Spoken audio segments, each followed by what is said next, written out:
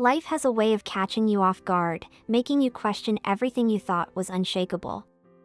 I'm Sarah, a 34-year-old mother of two, and I've been married to Mark for nearly a decade. Our marriage has always been solid, or so I thought. We had our routines, our traditions, and our shared dreams of a future together. But sometimes, even the most solid of foundations can show cracks when tested, and that test came in the form of Mark's cousin, Alex. Alex is the epitome of charm and charisma. He's that guy who walks into a room and immediately owns it without even trying. He's tall, good-looking, and effortlessly confident. But more than that, he's family, Mark's closest cousin, practically a brother to him. They grew up together, shared every childhood secret, and leaned on each other through every trial. When Alex reached out to say he needed a place to crash for a couple of weeks while his apartment was being renovated, it was a no-brainer. Of course, he could stay with us. At first, everything was fine. Alex was great with our kids, playing video games with our son and helping our daughter with her school projects.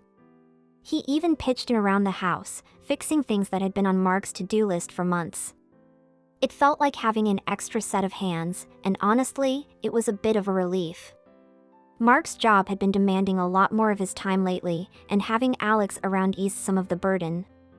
But as the days turned into weeks, I started noticing little things, moments that felt off. It was nothing overt, nothing you could put your finger on and say, "This is a problem." Just small things. The way Alex's eyes lingered a little too long when I walked into a room, or how he always seemed to find an excuse to be near me, offering to help with dinner or joining me for a morning coffee after Mark had already left for work. One evening, after the kids had gone to bed, Alex and I were sitting on the back patio. It was a warm night, the kind where the air feels thick and everything moves a little slower. We were drinking wine and talking about life, nothing too serious, just casual, lighthearted conversation. But as the night went on, the atmosphere shifted. The space between us felt charged, like an invisible thread was pulling us closer. I couldn't quite explain it, but I felt drawn to him in a way that made my heart race. "You know, Sarah," Alex said, his voice low and smooth. "You're really something. I've always admired how you handle everything, work, the kids, keeping this place running like clockwork. Mark's lucky to have you."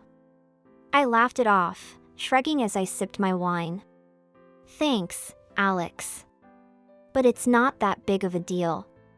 Just doing what I have to do."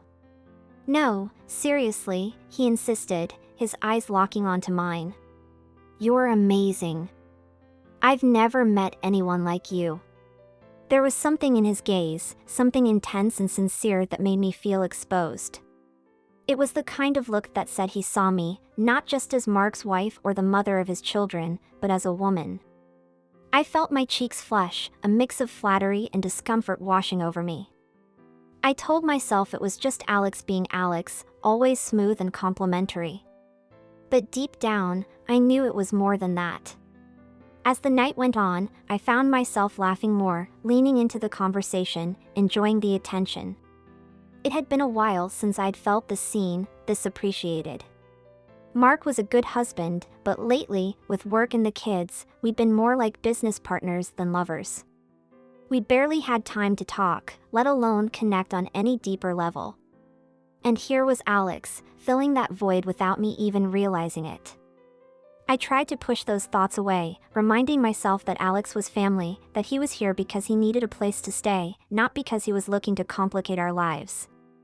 But every time I looked at him, I felt that pull, that undeniable attraction that was becoming harder and harder to ignore. The tipping point came one afternoon when Mark was at work and the kids were at school. I was in the kitchen, cleaning up from lunch, when Alex walked in, looking like he'd just finished a run. His shirt clung to his chest, and his hair was damp with sweat. He flashed me a grin, that same easy smile that always seemed to light up the room. "Hey, you," he said, grabbing a water bottle from the fridge. "Mind if I crash here for a bit? It's way too hot outside." "Of course, go ahead," I replied, trying to sound casual as I wiped down the counter. But my heart was pounding, and I could feel the tension thickening in the air. Alex leaned against the counter, watching me. "You've been quiet today. Everything okay?" I nodded, forcing a smile. "Yeah, just tired, I guess. It's been a long week." He stepped closer, his eyes never leaving mine. "You do a lot, Sarah.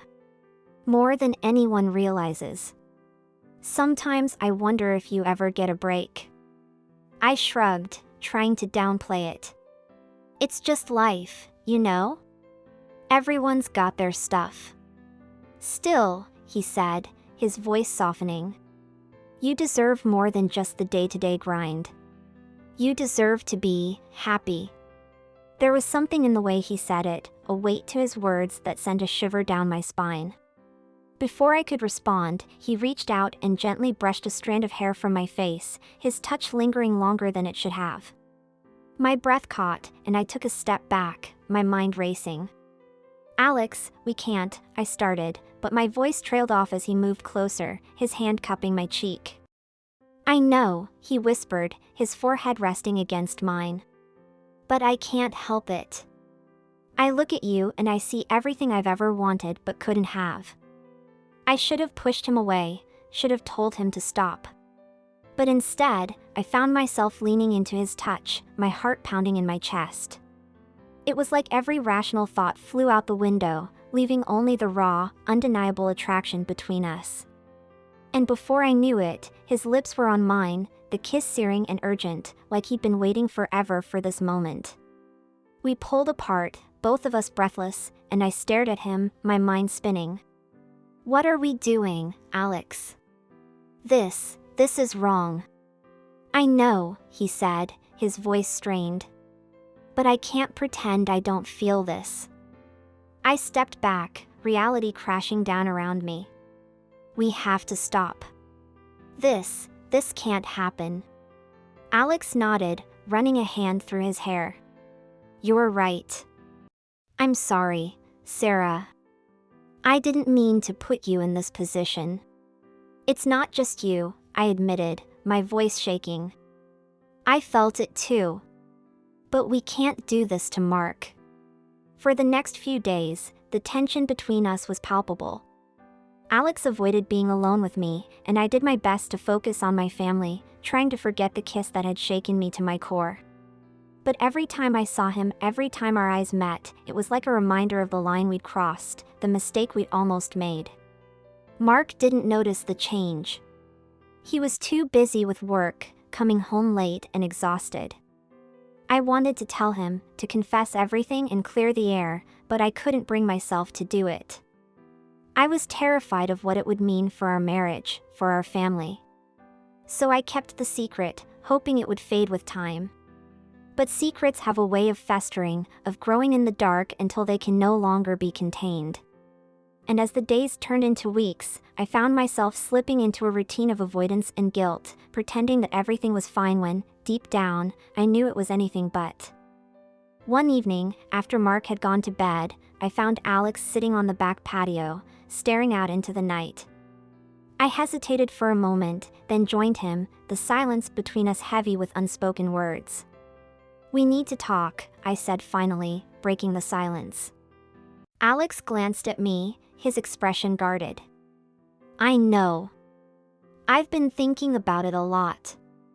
I don't know how to make this right," I confessed, my voice trembling. "I can't lose my family over a mistake." He nodded, his gaze fixed on the ground. "I never wanted to cause any trouble. I care about you, Sarah, but I care about Mark too.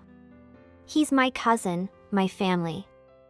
I'd never want to hurt him." "I know," I said softly. "And that's why we have to stop. Whatever this is, it has to end." Alex looked at me, his eyes filled with a mix of regret and longing. "I understand. I'll move out tomorrow. I think it's best if I give you guys some space." I nodded, my heart aching at the thought of him leaving, but knowing it was the right thing to do. "I think that's for the best." The next morning, Alex packed his bags and left without much fanfare. Mark was surprised but didn't press for details, and I was grateful for that. I watched Alex drive away, a mixture of relief and sadness washing over me. I knew we'd made the right choice, but it didn't make it any easier. In the weeks that followed, I threw myself into repairing my marriage, focusing on the little things that had slipped through the cracks. Mark and I started spending more time together, finding our way back to each other, one step at a time. It wasn't perfect, and it wasn't easy, but it was worth it. I never told Mark about the kiss. Maybe I should have, but I couldn't bear the thought of hurting him like that. Instead, I chose to let it go, to move forward and focus on what mattered most, my family. I learned that sometimes, the biggest tests in life aren't about what happens to you, but how you choose to respond. Temptation is always going to be there, lurking in the shadows, waiting for a moment of weakness. But it's up to us to decide which path to take, to remember what's truly important and fight for it. Because at the end of the day, it's not about avoiding every mistake, it's about choosing the things that matter most, and holding on to them with everything you've got. So, if you ever find yourself at a crossroads, tempted by something that could destroy everything you've built, remember this: you have the power to choose. And sometimes, the right choice is the one that leads you back to the people you love. Because in the end, that's what really matters.